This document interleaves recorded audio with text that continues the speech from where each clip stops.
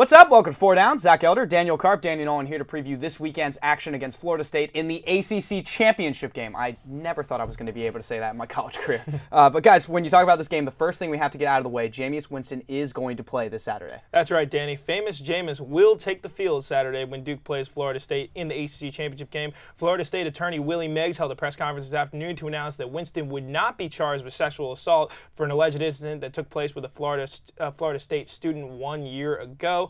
So, no felony charges means he will not be suspended by the university, which means that Duke will have to take on a red-hot Heisman hopeful in Jameis Winston against Florida State. You're talking about a guy who has completed 68.8% of his passes on the year, 35 touchdowns, 8 interceptions. But Zach, he's got a ton of weapons on that Florida State offense. If it were just Winston, Duke might be a little better off, but he has players all over the field who are talented guys, NFL prospect guys. Kelvin Benjamin, Nick O'Leary, these guys, Rashad Green. He can throw the ball to any three of them. Those guys are going to be in the NFL one day.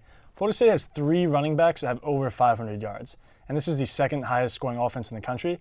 The Duke defense is going to have its hands full Saturday for sure. Yeah, just so many weapons on this Seminole offense. They can run the ball. They can throw the ball. They can score points in a hurry. You said it yourself right before we started taping, so many teams that Florida State has played have gone down 3 or 4 touchdowns in the first 5-10 minutes of the game. Right. They can put up points so quickly, and that is what makes the Seminoles so dangerous offensively. You're talking about a winning margin of roughly 37 points per game for Florida State. They are a very good team, and for obvious reasons, they're number 1 in the country. But on the flip side, they've also got a pretty good defense, Dan. Pretty good is probably the understatement of the century, Danny. They have the best defense in the nation. You look at what they've got over there. They're allowing 11 points a game.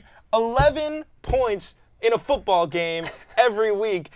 It's absolutely astounding what they've been able to accomplish, especially given the fact that they don't have any outright stars. They are just stocked deep with surefire NFL talent, but they've only got 1 first-team All-ACC player on that defense. The defense that is allowing 11 points per game. You mentioned that. Yes, the defense that only allowed 4 rushing touchdowns this entire season. It's absolutely astounding what they've been able to do as a team, as a unit. That front 7 is as good of a group as Duke is going to face all year, and that is going to be their biggest task on Saturday. And Florida State plays such good defense, they get teams off the field in a hurry. Offenses don't have time to rack up plays, and those Florida State players don't have time to build up the stats, the tackles, the sacks, the interceptions that some defenses do.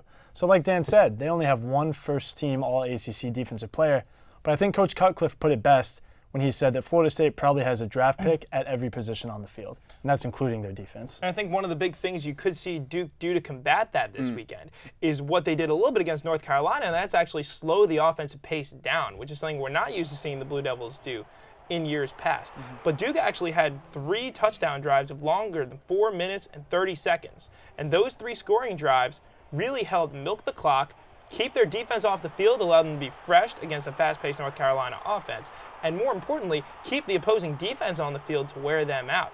If Duke's going to get in any sort of offensive rhythm, they're going to have to milk the clock a little bit because they're going to have to take their time against a defense that they want to try to tire out and wear down. They're a very deep and talented group. Number 1 versus number 20. It's David and Goliath. A chance to go to a BCS bowl game for Duke, a chance to go to the national championship game for Florida State. Who do you have winning this game?